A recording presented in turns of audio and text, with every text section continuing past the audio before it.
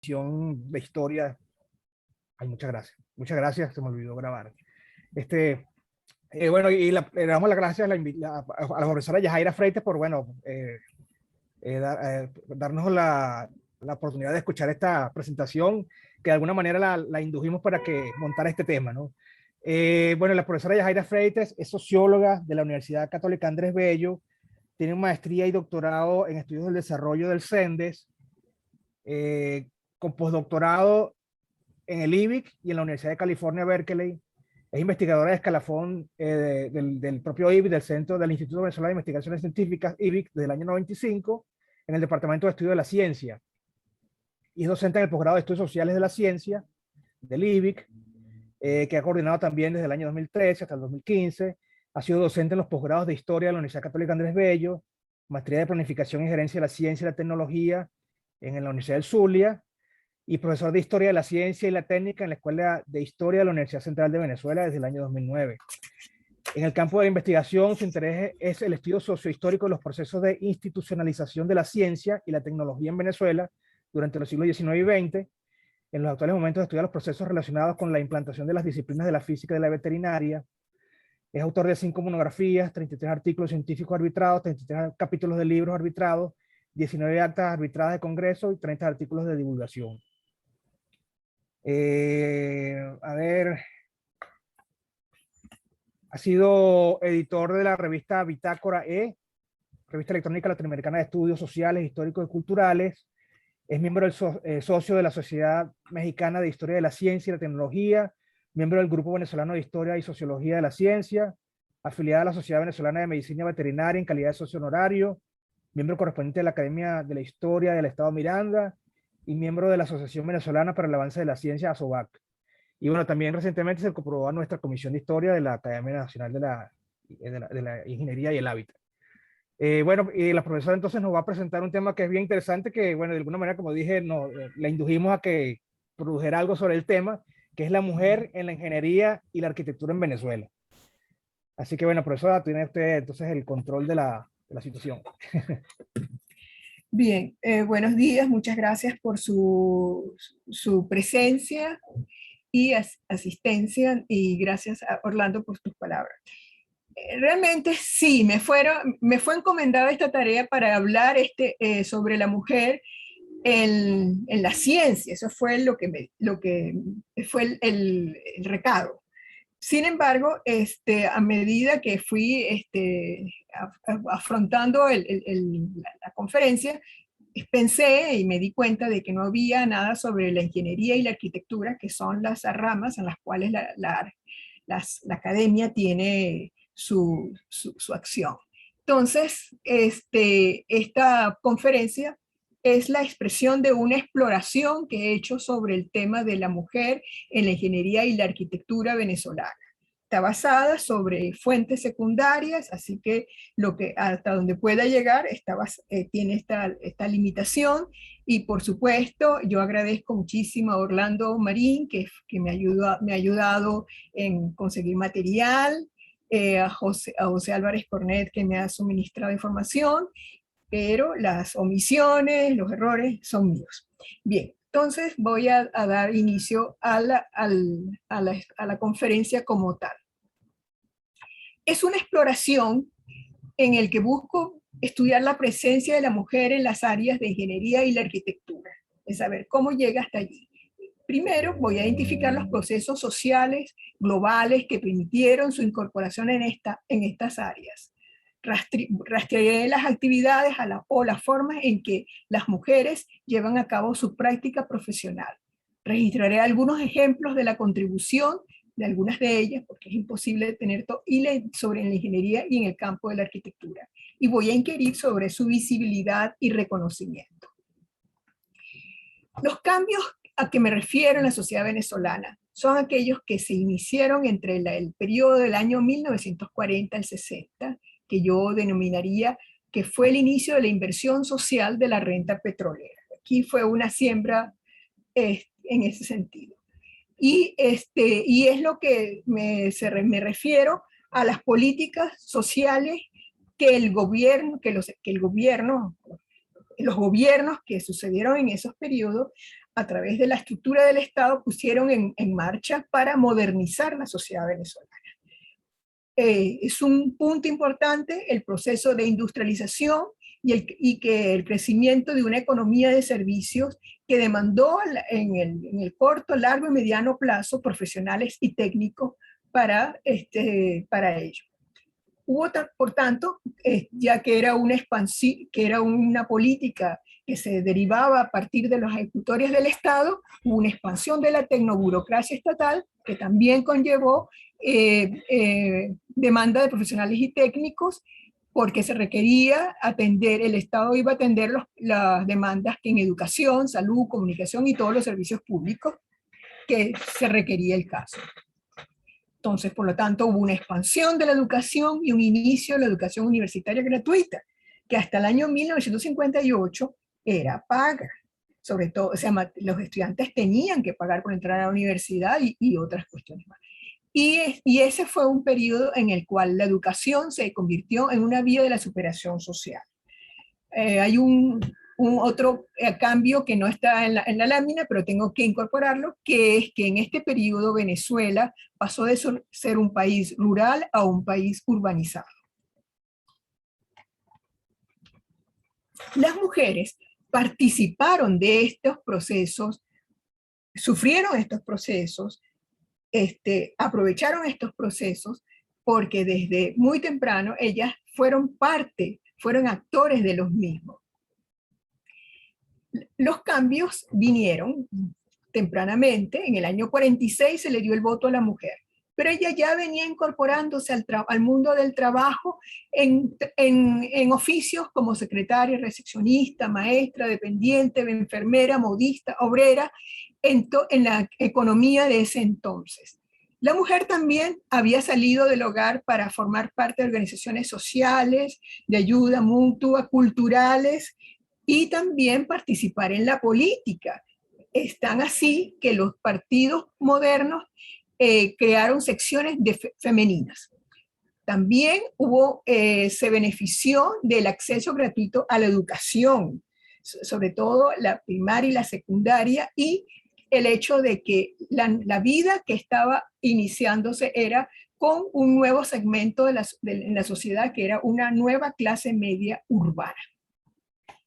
Así que entonces esta mujer trabajaba en lo que la literatura tradicional llamaba trabajos femeninos, como por ejemplo la señora o la señorita que trabajaba en su casa en coser, o tenía un pequeño negocio atelier donde atendía y cocinaba, o la misma obrera que trabajaba para la incipiente industria textil, o las mujeres que hacían una actividad muy tradicional en la sociedad criolla, que era hacer dulces para vender.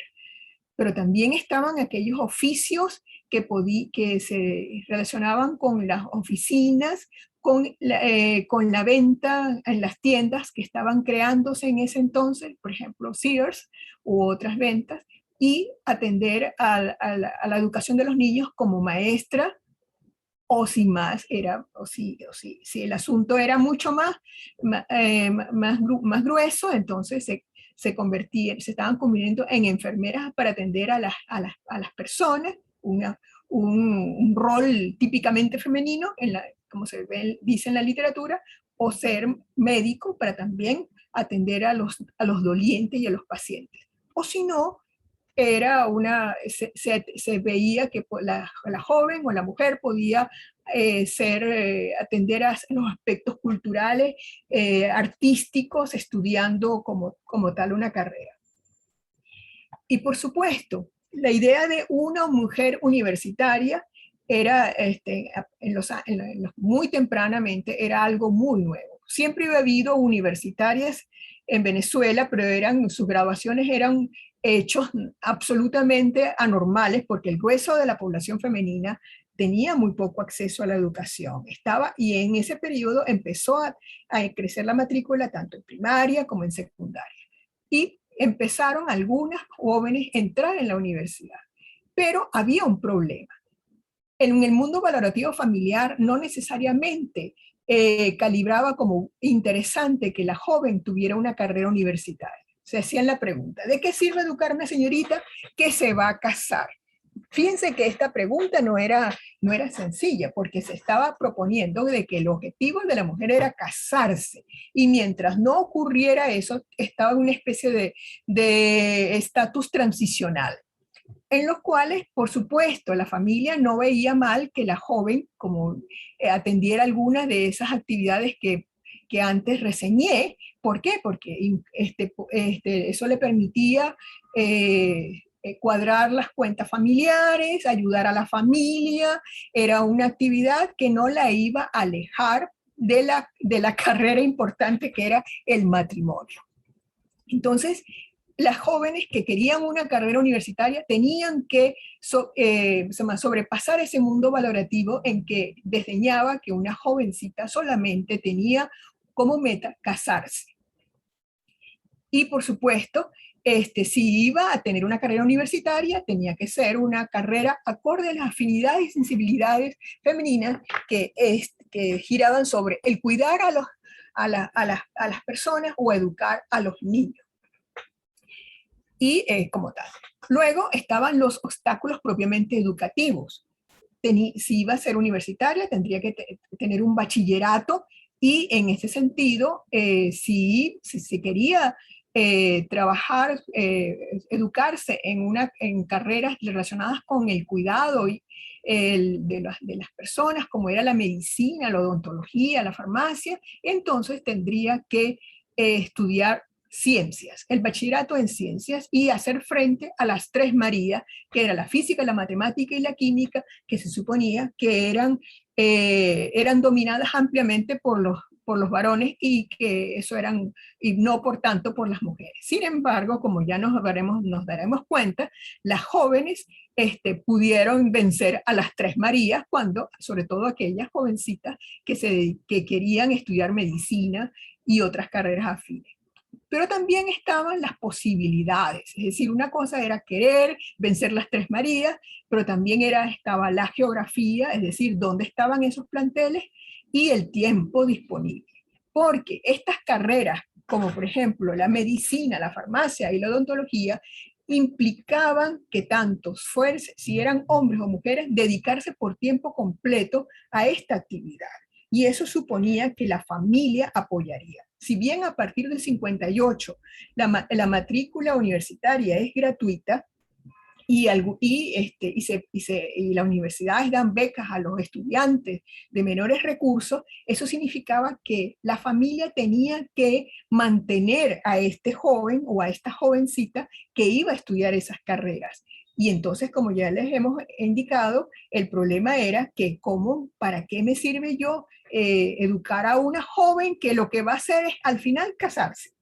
Entonces, bueno, sí. Sin embargo, rompiendo eso implicaba que tarde o temprano las familias tuvieran que cambiar sus valores, y en especial eso ocurrió cuando los integrantes de esa familia, los padres eran mucho más educados, hubo integrantes afines o colaterales que también tenían mayor educación y que apoyaron la iniciativa de una joven de tener una carrera universitaria, en el que no necesariamente implicaba que eso iba a ser el sustento de inmediato y iba a lograr que la familia ascendiese porque esta joven tuviese ese título, sino que también esa carrera universitaria se convertía en un valor en sí para la joven.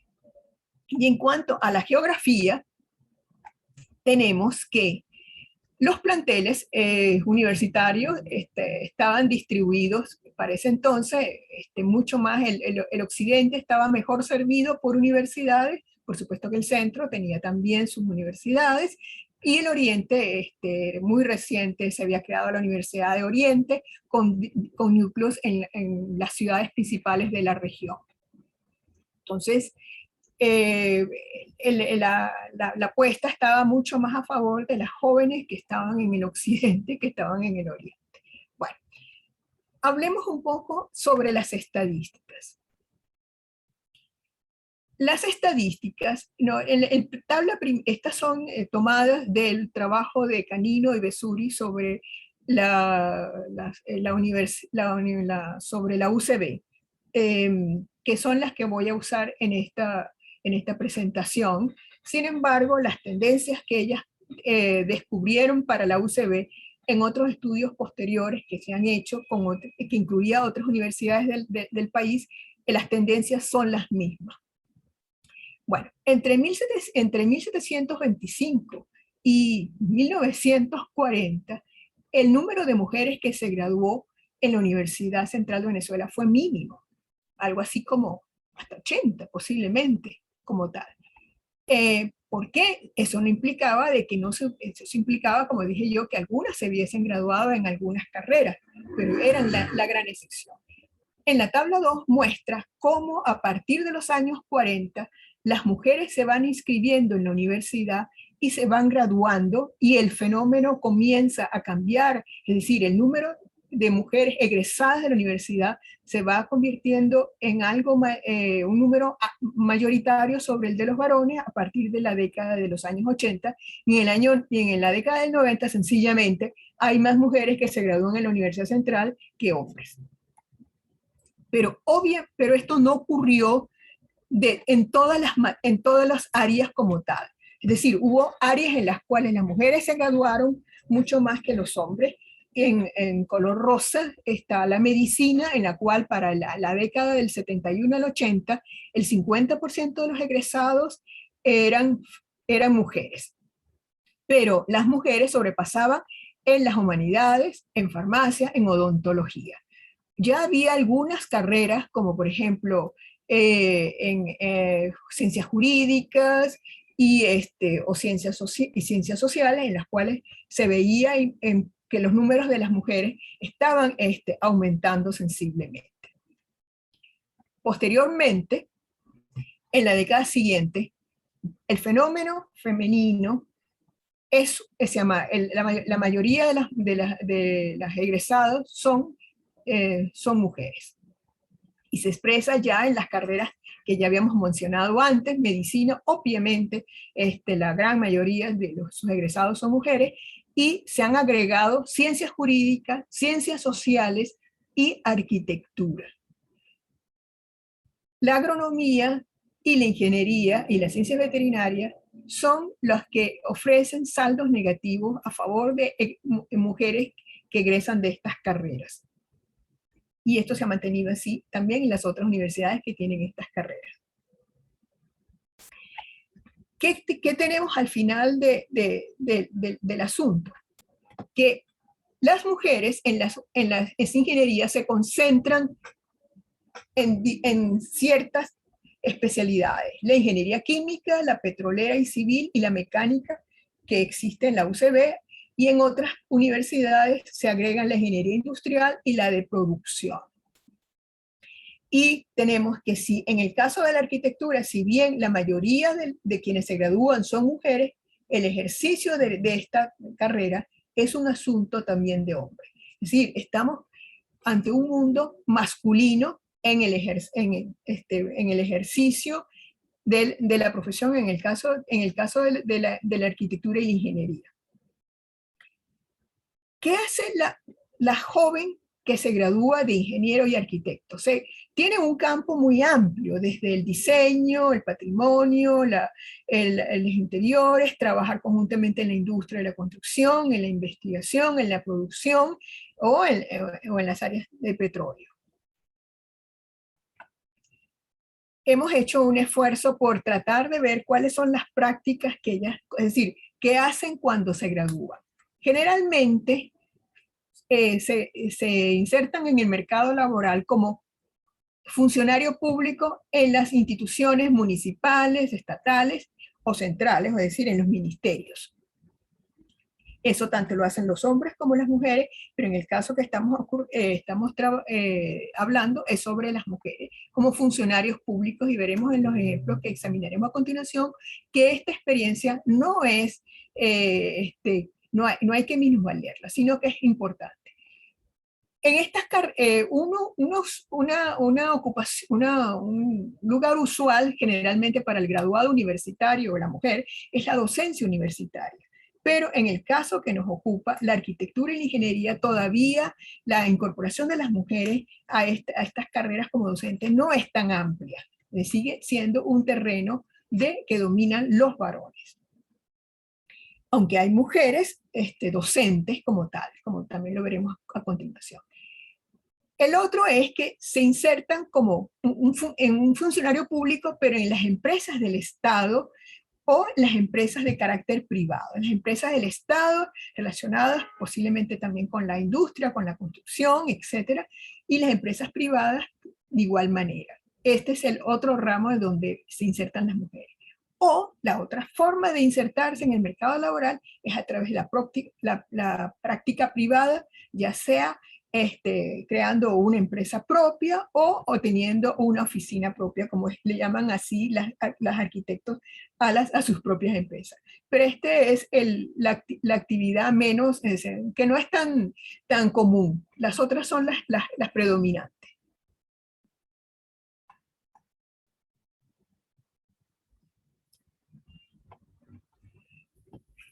He indicado que vamos a hablar sobre la visibilidad, las contribuciones y reconocimiento en un mundo dominado por hombres. Cuando ustedes yo que no soy ni arquitecto ni ingeniero, me preguntaba, ¿y qué han hecho las mujeres en la arquitectura y la ingeniería? Y entonces generalmente me viene a la cabeza ingeniería, Juancho Taola, Sardi Socorro, Pardo Stoll, o Luz Garten, que es el rey, como yo le diría, de los puentes, como tal. O en el ámbito de la arquitectura, bueno, yo hasta hoy, hasta antes de hacer este trabajo, para mí la arquitectura en Venezuela era Villanueva, por supuesto, Malaucena, Sanabria, por decir algunos nombres. Porque la visibilidad de las mujeres arquitectos e ingenieros en este mundo es bien complicado. Y entonces, tuvimos, afortunadamente, en la bibliografía que consulté, hubo algunas directrices que nos ayudaron en este sentido.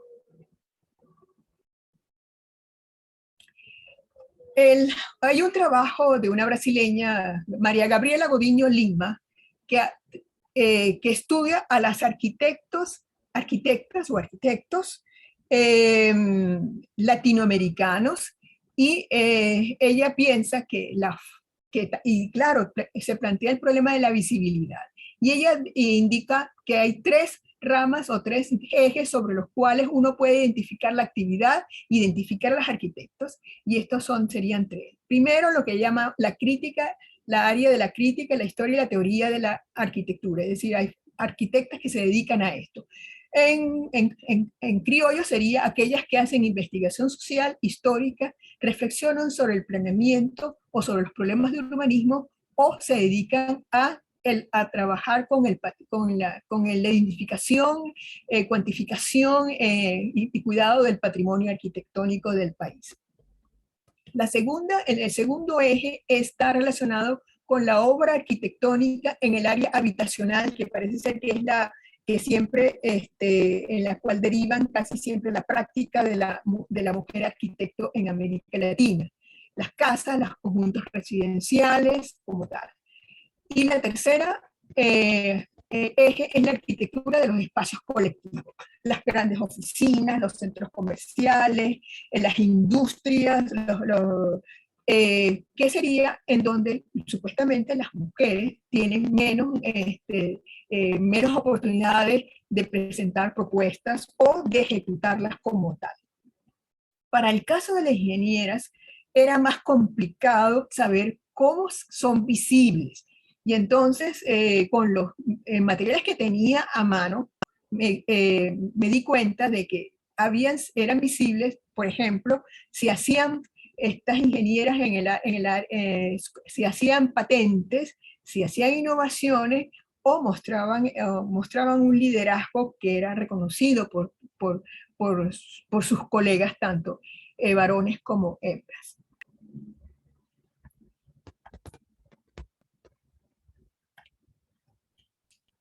Entonces, voy a pasar a continuación a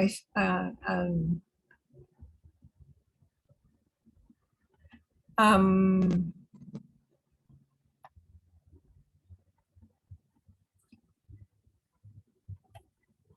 dice que estoy grabando, yo me imagino que estoy grabando. Sí, sí, se está grabando. No hay ¡Ah, qué problema. susto! Bien. Ajá. Bien. Bueno, voy a examinar el caso de 6 arquitectas en términos de visibilidad y contribuciones al campo, no necesariamente reconocimiento porque como tal. Bueno, tenemos de izquierda a derecha a Celina Ventata, Hélène de Garay, Mari Carmen Sánchez y Vivian Dembo. Ellas cuatro son egresadas de la Universidad Central de Venezuela. En tanto que Carla Urbina y María Villalobos pertenecen al Zulia y se graduaron en la Universidad Rafael Urdaneta.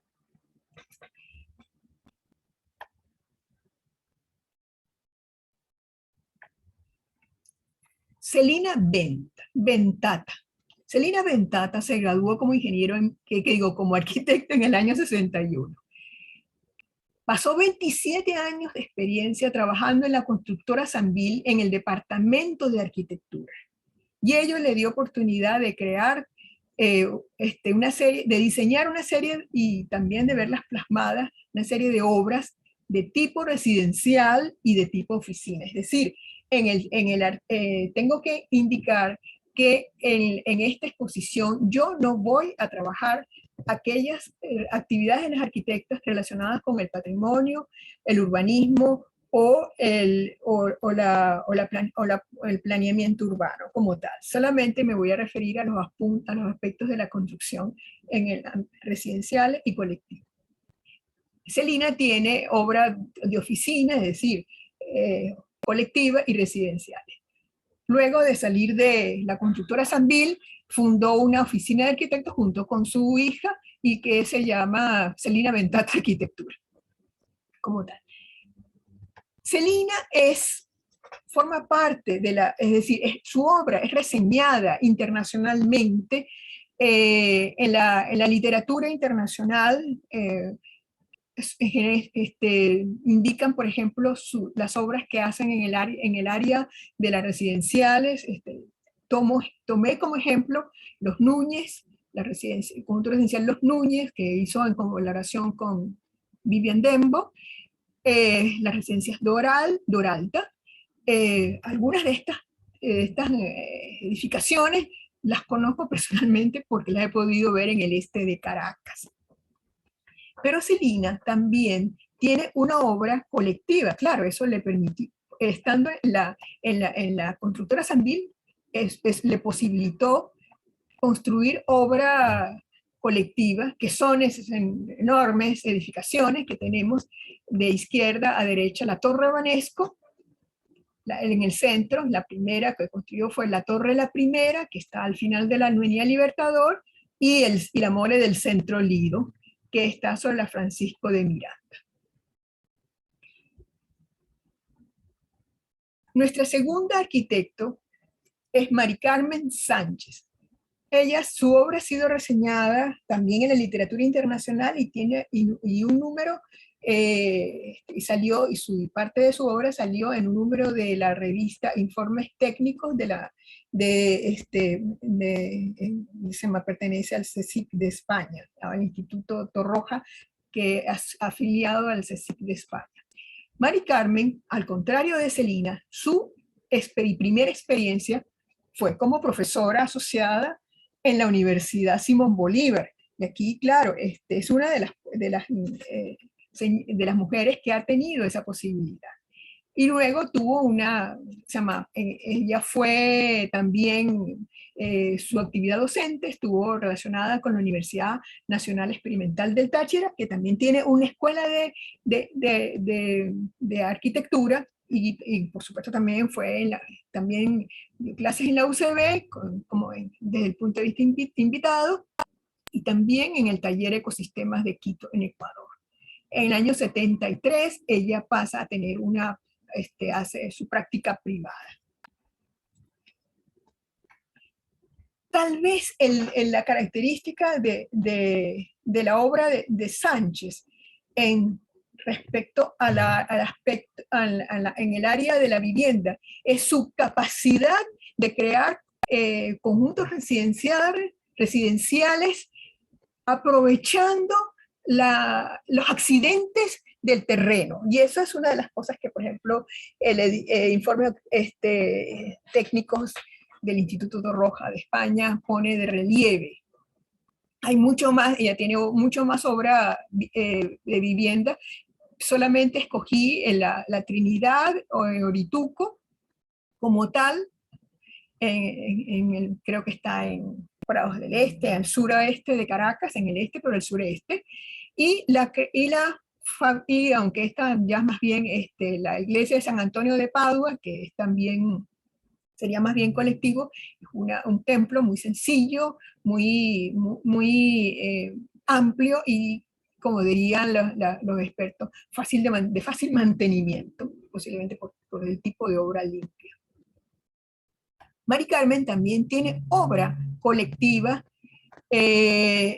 Me costó conseguir una, la que me hubiera gustado colocar, que es sobre el proyecto Colón, en Paseo Colón, en la ciudad de Barcelona, Anzoátegui, que fue una propuesta interesantísima que ella vendió al municipio, y que también fue objeto de controversias porque, por supuesto, las arquitectas siempre dicen que los clientes más complicados son los institucionales, porque las instituciones, sobre todo los estados, no confían tanto en las bondades de los diseños de las mujeres arquitectos.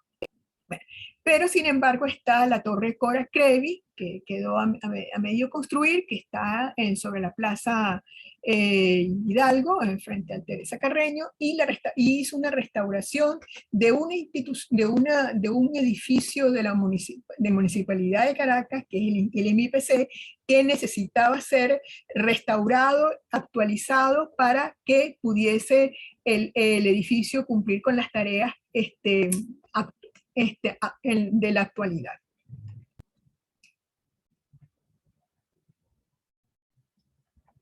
Nuestra tercera arquitecto es Hélène de Garay. Hélène, igual que Celina, tiene su primera experiencia es como arquitecto de una constructora, ARRI.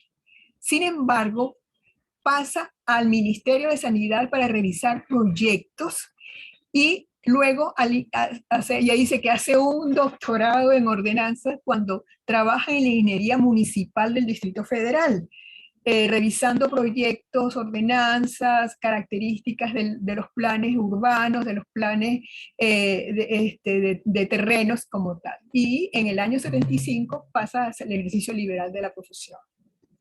En el periodo 2001 al 2002 asesora a la magistratura para la formulación de proyectos destinados a la construcción de sedes del sistema judicial en los distintos estados del país.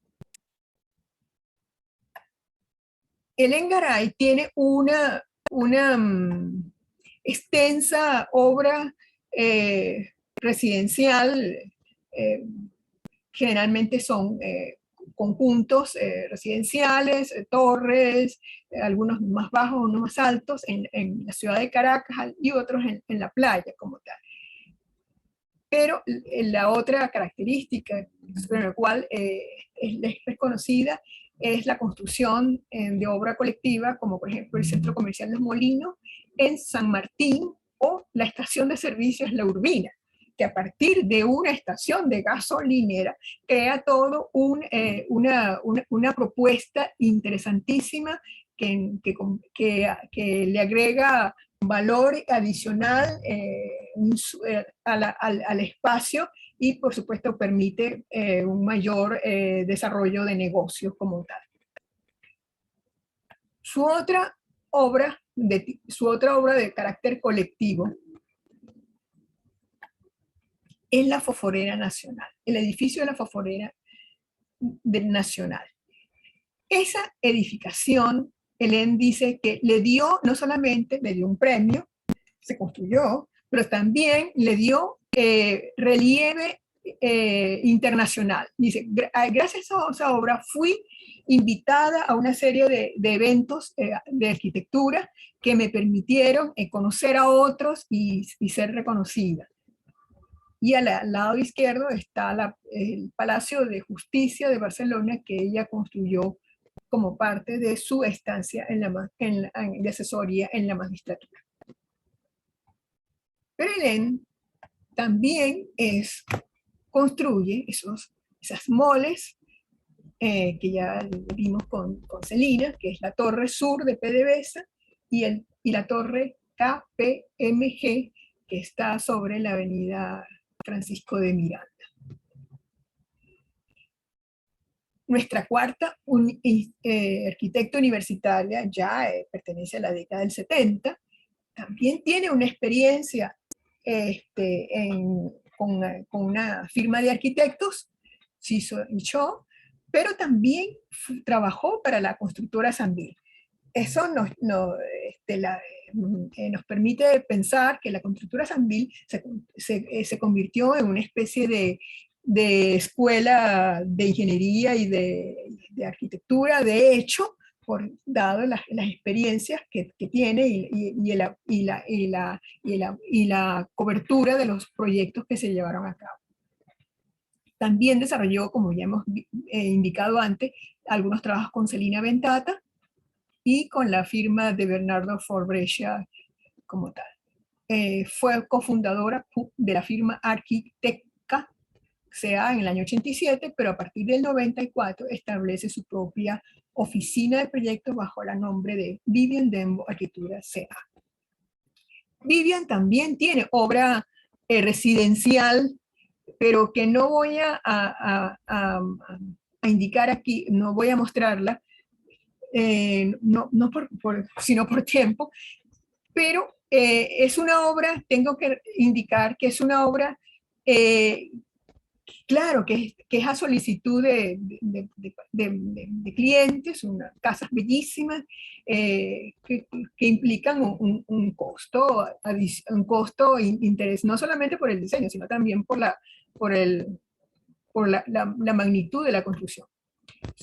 Dembo ha hecho trabajos de obra colectiva, como es el Hotel Four Seasons en la Plaza Altamira, participó en el diseño del Centro Comercial La Lagunita y en el Hotel Eurobuilding de Valencia.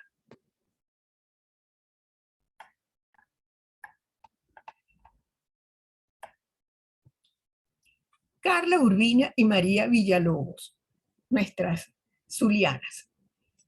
Ellas son su obra está relacionada con el paisajismo. El paisajismo es también una actividad que también se ha dado en la arquitectura venezolana, pero Carla y María Villalobos, su propuesta de remodelación paisajista del Jardín Botánico de Maracaibo les valió el Premio Nacional de Arquitectura del 2017.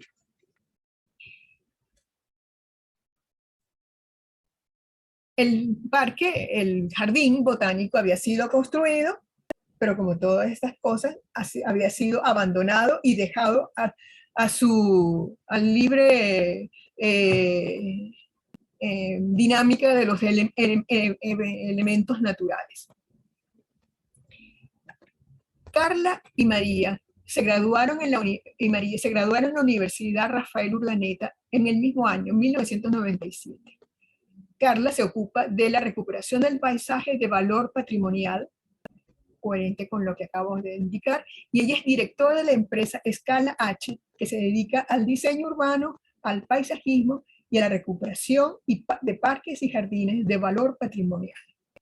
En tanto, María ha tenido una actividad como diseñadora urbana en proyectos de rehabilitación de espacios públicos del Lincoln Center en New York o del plan maestro del Parque Xochimilco de México. Actualmente ella es docente en la Universidad de Pensilvania. Carla todavía está en Venezuela, aunque trabajando en el sur. Y llegamos a las mujeres ingenieros.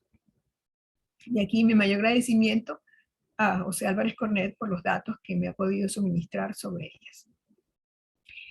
Las mujeres, que generalmente él ha trabajado sobre las mujeres en el petróleo, pero no todas las mujeres que están ligadas al petróleo son ingenieros. Aquí que solamente he escogido, o mejor dicho, he seleccionado aquellas que son ingenieros.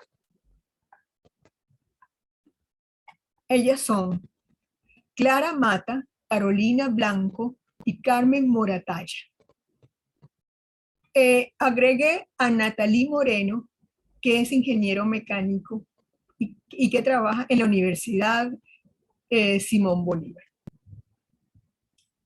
Clara se graduó precisamente en la Universidad Simón Bolívar de ingeniero mecánico en 1990.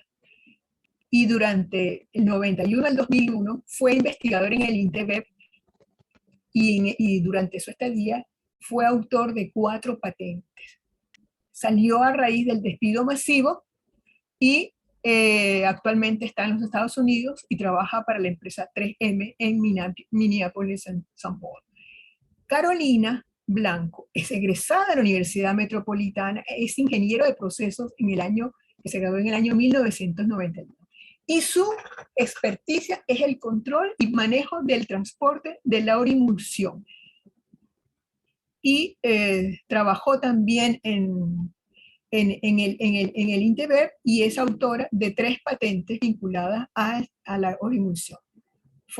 Salió en este despido masivo, ella y el esposo, que también era un ingeniero, se fueron a Panamá y en donde crearon una empresa que se llama Nano Dispersion Technology. El esposo murió y ella tuvo que asumir la presidencia y la dirección de la empresa, pero también ella dirige una empresa de servicios dedicado a los servicios analíticos relacionados con el ambiente y asesora en aspectos de eficiencia técnica y tratamiento de agua. Nuestra tercera ingeniero es Carmen Moratalla, que es ingeniero químico de la UCB, graduada en el año 81. Trabajó en la Gobén y luego de haber trabajado en la Gobén fue pasada al INTEBEP como gerente de proyectos de servicios de técnicos, precisamente en el área del procesamiento de crudos. Ella tiene una patente es un método para la deshidratación de un lodo de hidrocarburos residuales. Se retiró de la empresa, fundó una empresa llamada Solara, que es una consultora de servicios en gerencia de proyectos para la industria. Le hemos perdido la pista, no sé si ella está en el país o se fue. Nuestra cuarta ingeniero es Natalie Moreno, de la Simón Bolívar, ingeniero mecánico, otro. Tengo una duda acerca del año de graduación. Ella sigue siendo profesora no es en la UCB, sino en la Simón Bolívar, y es jefe del Laboratorio de Ingeniería Aplicada. Está a cargo de asesorar a los estudiantes en el proyecto Fórmula SAE, que todos los años los estudiantes de ingeniería de la Simón Bolívar trabajan para presentarlo en una feria como tal. Ella fue galardonada en el año 2017 con el premio J. Gordon Breed Award for the Women Leaders de la Sociedad de Ingenieros Automotrices de Estados Unidos, por el incomparable liderazgo, dedicación, impulso y pasión por su familia, su área de trabajo, su universidad y su apoyo a los estudiantes de la Fórmula SAE USB. Bueno, quedamos cortas con los ingenieros y esa es una deuda que no sé cómo voy a poder pagar. Pero dejo el testigo. Estos son, he mostrado algunas estrategias para ver cómo son visibles los arquitectos y algunas contribuciones que ellas han hecho en términos de obra construida, en el caso de los arquitectos, o de obra diseñada y construida, o en las ingenieras de patentes y de invenciones o de liderazgo. ¿Cómo es reconocida? En el caso de Carla y María, habían sido muy reconocidas por el premio anual de arquitectura del 2017. Celina también tenía distinciones como tal dentro del campo de la arquitectura, en estos concursos que se hacen bienales, la idea que el Colegio de Arquitectos promociona, ya sea a nivel nacional o en las seccionales. Pero dentro de lo que se llama el Sistema Nacional de Reconocimiento, hay dos posibilidades. Una es el caso del Premio Nacional que daba el CONICYT, que ahora otorga el Ministerio, o a través del Sistema Nacional de Academias Nacionales. En la lámina tienen resumido cómo la distribución de hombres y mujeres de las academias nacionales, en términos de individuos de número, H son hombres, M son mujeres, correspondientes nacionales y otros reconocimientos que algunas tienen para eso. Y también en qué medida participan las mujeres en la directiva. De buenas a primeras, la única academia que tuvo mujeres como fundadores fue la Academia Nacional de Economía, creada en el 84. 3 eran de sus miembros fundadores eran mujeres. Todas las otras academias, a excepción de la Academia Nacional de Ingeniería y el Hábitat, fueron creadas antes de los años 30, no tenían ninguna mujer, pero han incorporado a las mujeres. Las más que ha incorporado son como miembros miembros de individuos de número son la Academia Nacional de la Lengua y la Academia Nacional de la Historia. También como correspondientes, aunque por supuesto no tanto, porque en la Academia Nacional de la Lengua son 50 hombres a 10 mujeres, y en la Academia Nacional de la Historia son 53 hombres a 9 mujeres. Y ojo, la Academia Nacional de Medicina, ¿se acuerdan de que habíamos dicho que ya en los años 80 las mujeres eran preponderantes en el área de la medicina? Sin embargo, tenemos, bueno, claro, es en el año 2018 que la primera mujer forma parte de la Junta Directiva de la Academia Nacional de Medicina. En la actualidad hay 2 mujeres en la directiva actual. ¿Qué ocurre con nuestra Academia Nacional de Ingeniería? La primera camada de los fundadores no hubo ninguna mujer, ni arquitecto ni ingeniero. En la actualidad hay 3 mujeres ingenieros y 2 de ellas están en la directiva.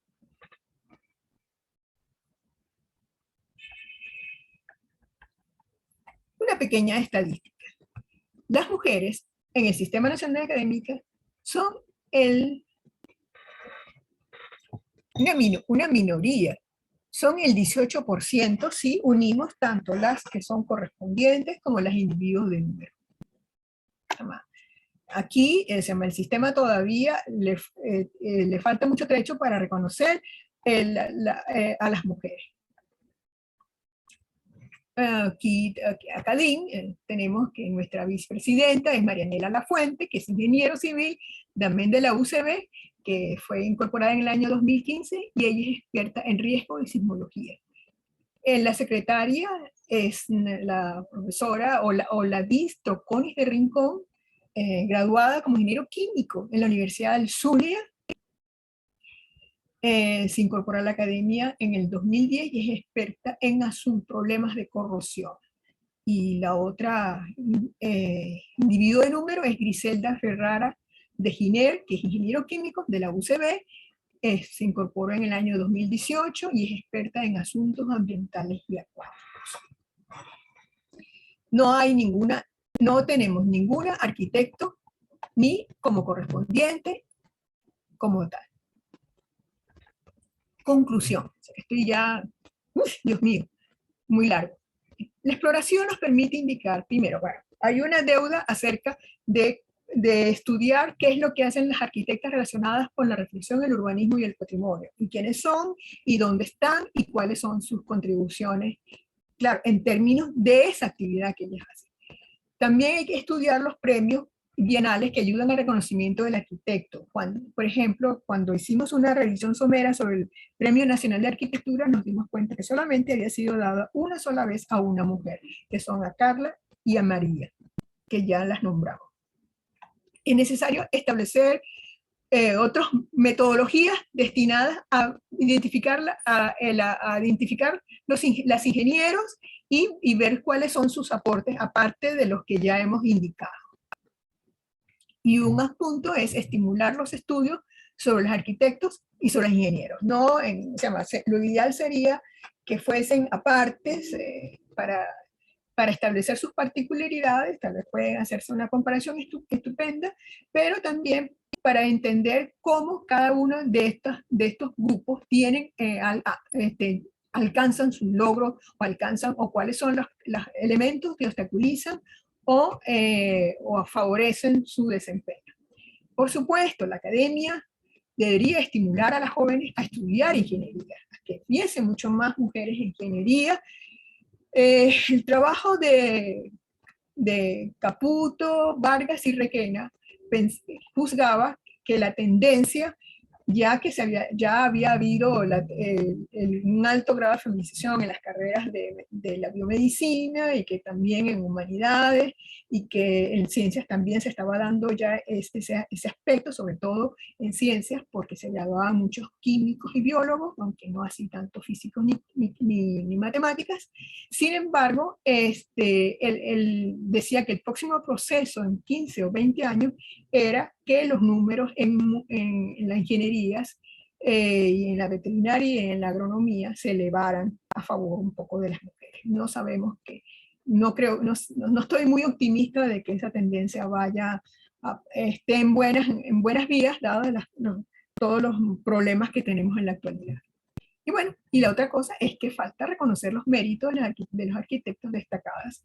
No estoy diciendo que las que haya hablado sean las que tengan que ser reconocidas, pero creo que sí sería loable que eso ocurriera. Muchas gracias y disculpen la tardanza. Muchísimas gracias, profesora Yajaira. Bueno, mire, quiero indicarles a todos que, bueno, vamos a abrir el derecho a palabra a través del chat, justamente.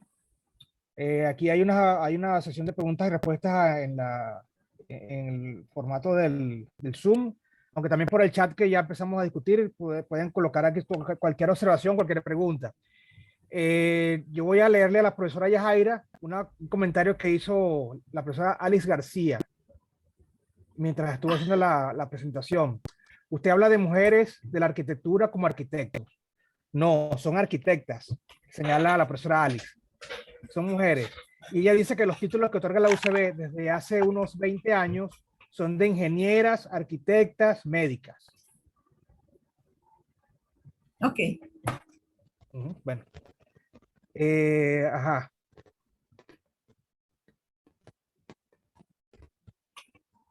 Bueno, aquí dice que la profesora Alice también dice que mezcló arquitectos, ingenieras. Bueno, es un comentario sobre esa expresión. Le tengo que decir a la profesora Alice que yo realmente, o sea, por eso dije que era un encargo que me había hecho la comisión, porque mi especialidad en el estudio social de la ciencia no es el género. No es, es algo que yo he hecho, que he incurrido en los últimos 2 años porque me han pedido que lo haga y bueno, y entonces uno tiene que a veces satisfacer la demanda. Pero le agradezco muchísimo la acotación que tomaré en cuenta cuando haga la parte manuscrita acerca de cómo debe denominarse a las mujeres en estas ramas. Sí, bueno, hay todo un tema, es un tema bastante polémico incluso, ¿no? Porque, por ejemplo, en la universidad hay un título de grado que se llama urbanista, que se lo entregan también a hombres y mujeres. ¿Cómo debemos llamar a los hombres que tienen ese título? Urbanistas, urbanistas. Sí, bueno, ese es un tema. Ajá, Ok. felicitaciones de parte de la académica Maranela Lafuente. Felicitaciones a la doctora Freite por su excelente exposición. José Alberto Olivar, excelente bosquejo de la trayectoria de la mujer en el campo de la ingeniería y la arquitectura. José Manuel Martínez, felicitaciones, Yajaira. Ajá, ya que viene la pregunta del académico Maranela Lafuente. Una pregunta, ¿cómo se compara la situación de la mujer en la ingeniería y arquitectura en Venezuela con otros países de la región o del mundo? ¿Tiene algún dato al respecto?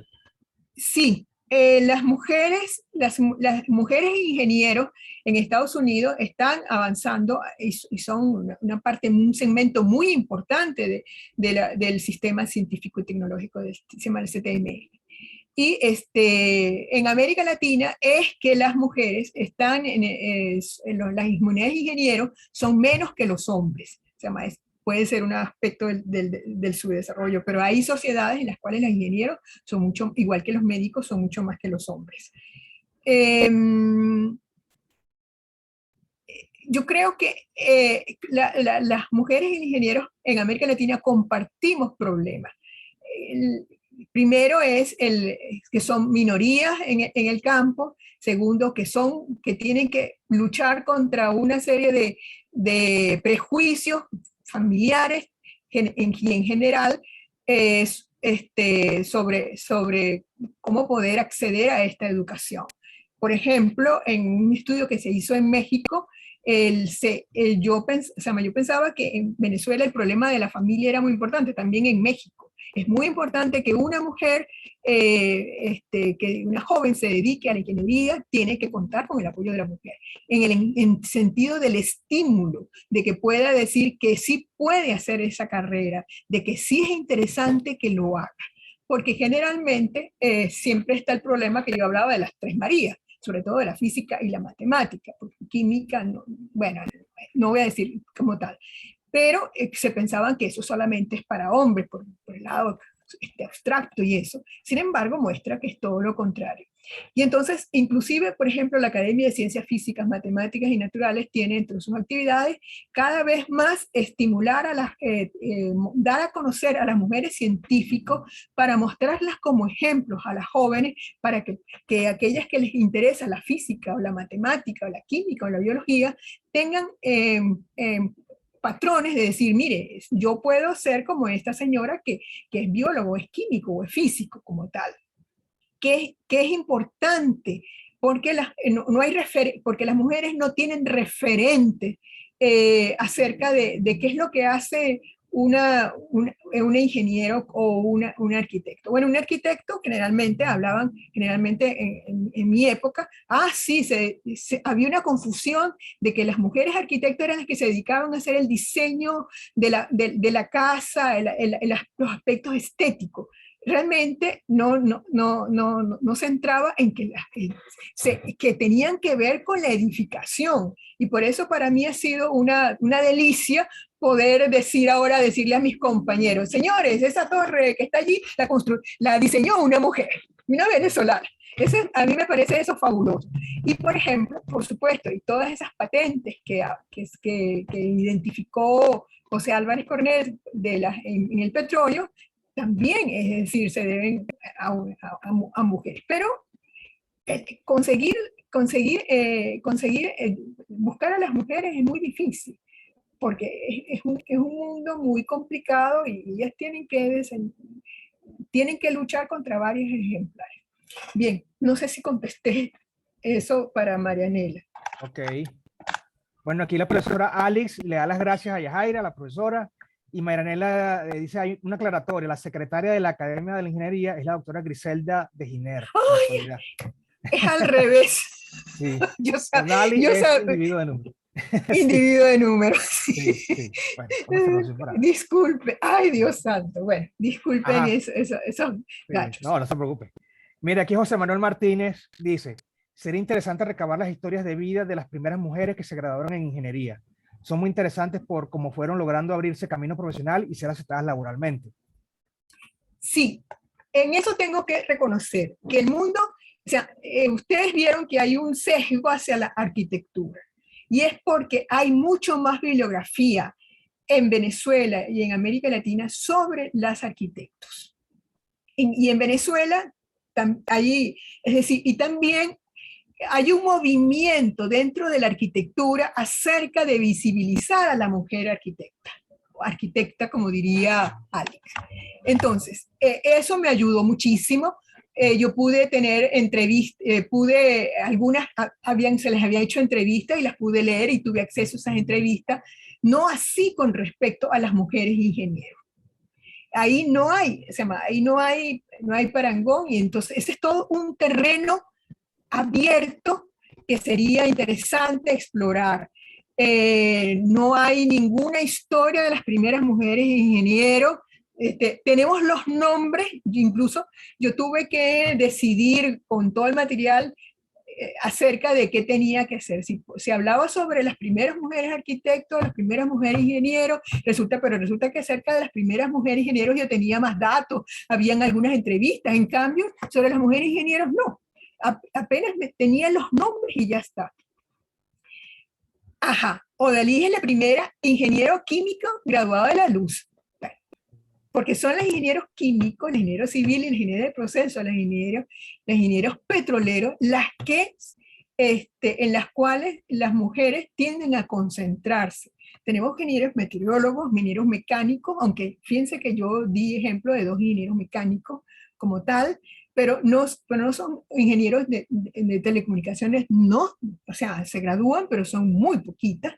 Entonces no hay, es decir, el trabajo, por ejemplo, de Requena, de Caputo, Vargas y Requena, hablaba de que las mujeres eran mucho más, siempre eran como más libres para escoger las carreras universitarias, pero que cuando llegaban al terreno de las ingenierías, esa amplitud no era ejercida, y entonces terminaban siempre como concentrarse en algunas pocas. Bueno, es la realidad, es el caso.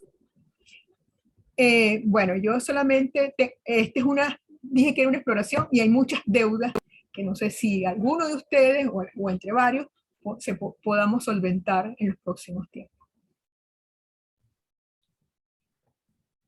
Chévere, aquí hay también felicitaciones a la doctora, aparte de Arturo Almandós, el profesor académico. Felicitaciones a la doctora Freita por su conferencia y el esfuerzo de preparación. Me gustaría hacer un comentario y sugerencia. Por favor, estoy esperando comentarios, sugerencias, como tal. No sé si la va a escribir ahorita Arturo o lo puede decir. O lo puede decir, déjame ver si lo podemos poner a hablar ya. A ver. Orlando, a ver, Arturo. Saludos, Yajaira, felicitaciones, ¿me escuchan? Sí, te escuchamos claramente. Por el esfuerzo de...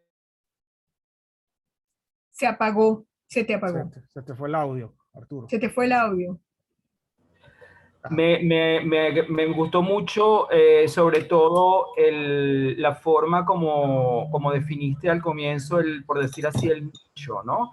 Del grupo que ibas a trabajar, y me pareció excelente también la relación con el medio cultural venezolano del período, todos estos elementos muy sutiles de la feminidad, cómo se percibía, el rol de la mujer, etcétera, y dentro de ese, vamos a decir así, ese contexto sociocultural que tú bien manejas, claro, cómo se perfila pues el ámbito profesional. Ahora, como tú bien dices, esto es una exploración y se ve un gran esfuerzo para prepararlo, y tú elegiste una muestra que, como toda muestra, pues puede ser discutible, ¿no? Pero es representativa en todo caso. Quizás yo sugeriría dentro del primer grupo, hasta donde yo conozco de las arquitectas, el caso de la profesora Teolita Bolívar de la Universidad Central, porque ella es, creo que, de las primeras egresadas del año 59, ¿ok? Y además, no es solamente por su egreso en el 59, sino tuvo una labor pionera en el Banco Obrero, en la definición del departamento de consolidación de barrios, ¿no? En el Banco Obrero a comienzos de la década de 1960, que quizás es una labor menos o un campo, mejor dicho, menos visible, pero como todos sabemos, igualmente fundamental. Ahora, un poco pensando en cómo esto se puede transformar quizás en línea de investigación, ¿no? Para la academia y para la comisión también, que es un poco el sentido de esta exploración. Claro, pienso que allí sí habría que definir, pues, como tú bien sabes, algunas variables, si se quiere, más historiográficas, para ir viendo cómo se encadenan estos ejemplos, ¿no? Digamos, entonces tomar quizás el año de las promociones, e irse de lo más antiguo, la participación, como tú decías ahorita, de algunas de estas colegas en la docencia universitaria, a su vez, lo cual fue un elemento como dinamizador y generador. La obtención de los premios, como tú lo señalaste, de los reconocimientos, que siempre han estado sesgados, como sabemos, digamos, hacia la muestra masculina. La participación en las academias, o sea, quiero decir ya de cara a la línea, creo que esas son algunas variables que ya están esbozadas en tu conferencia y que se podrían entonces ya ir categorizando, me imagino yo, para hacer un estudio pues más sistemático, ¿no? Pero nada, era eso, y sobre todo felicitaciones por ese gran esfuerzo, porque como tú bien dijiste, tú no has trabajado este campo, estos dos vertientes de arquitectura, ingeniería civil y química, y otras en el pasado, ¿no? Como has trabajado otros. Bueno, gracias. Saludos a todos. Gracias. Precisamente es la deuda cuando yo decía que tenía que no habíamos, que yo no había, me había referido a la dimensión de la crítica, desarrollo e historia que la brasileña identificaba como una forma de identificar la contribución y visibilización de las arquitectas en América Latina. Estoy absolutamente de acuerdo que gente como Teolinda Bolívar tiene que ser estudiado. Sobre todo, una de las cosas interesantes es el papel de los arquitectos en una serie de entes como el Banco Obrero, la OMPU, que han sido vitales para las ideas del urbanismo en el país, y también para el desarrollo de políticas o de medidas relacionadas con el desarrollo de las ciudades. Y por supuesto está todo el asunto del patrimonio. Esa parte es una deuda. Yo me centré en la parte, en los niveles de la arquitectura habitacional y la del colectivo, porque era la que primero la que tenía más a mano, más elementos. Además estaba toda la iconografía disponible allí. En cambio, para las otras tenía que recabar más información, leer los textos, reflexionar más. El tiempo se me estaba agotando y entonces no podía hacerlo, y por eso lo digo. Y además, pero hay una cosa, muchas gracias a todos por sus comentarios, pero yo estoy muy contenta por una cosa, sobre todo porque puedo ahora decir con gran alegría y satisfacción de que de cuál ha sido el papel y la contribución de las mujeres, ya sea de la arquitectura o de la ingeniería, para salvarme de las críticas de Alex, y que puedo decir, miren, este edificio lo construyó tal fulanito, lo diseñó fulanito de tal. Eso es algo que creo que debe ser, a mí por lo menos, de gran satisfacción, porque yo he aprendido muchísimo, y disculpen todos los errores, pero creo que puede ser interesante de que la academia, pues, dé también a conocer esta faceta de la contribución de la mujer en Venezuela, tanto en el área de la ingeniería como de la arquitectura. Así es. Mire, por aquí Diana Rosas menciona, hay muy buena exposición, hay tanto aún por valorar y registrar. Este es un paso. Y aquí también concuerdo con José Alberto, que él menciona, la conferencia de la señora Freite, de la doctora Freite, puede constituir un punto de partida para el desarrollo de una línea de investigación, que es lo que también dijo Arturo, sobre los aportes de la mujer venezolana en el campo de la ingeniería y la arquitectura. Y la pregunta de Alberto sobre cuántas mujeres desempeñan el Ministerio de Transporte y Comunicaciones. Bueno, la fuente es un problema. Por un azar del destino, pude tener acceso a las cifras de egresadas universitarias pero es un trabajo que hay que consolidar y solamente mostré ya lo que habían hecho Canino y Vesuri sobre la Universidad Central de Venezuela, pero no sobre la Universidad del Zulia, que por ejemplo, para poder detectar lo que la profesora Marianela nos habla sobre la profesora Odalís, que fue la primera ingeniero químico en esa universidad. Entonces, no menos tenemos datos sobre las mujeres en la ingeniería, en los órganos oficiales. Eso tendría uno que ir a archivos, memorias y cuentas. Bueno, toda una historia por explorar. Sí, bueno, que yo quiero acotar también que, por ejemplo, investigando en las memorias del MOP, incluso buscar los nombres de los hombres que han ejercido también ahí es complicadísimo, porque muchos profesionales no tenían tampoco reválida de título, muchos que vinieron del extranjero, no hicieron reválida y trabajaban en los ministerios, y ellos no podían firmar ningún plano, no salía ningún nombre ahí, es súper complicado identificar los autores de los proyectos que se hicieron en el mundo público también. Bueno, un trabajo que hay que enfrentar pues en el futuro. Uh-huh. A ver, no sé si otra pregunta, otro comentario, no sé si el profesor entonces hace el cierre, la profesora Yajaira. Bueno, muchas gracias por su atención. También gracias por las acotaciones que hicieron. Porque el profesor Lorenzo dice, muchas gracias por la conferencia que abre espacio para discusión e investigación. Lo digo también como urbanista.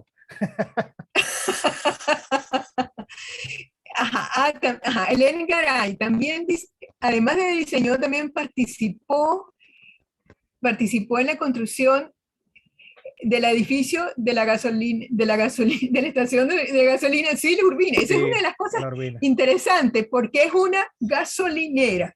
En el fondo es una gasolinera.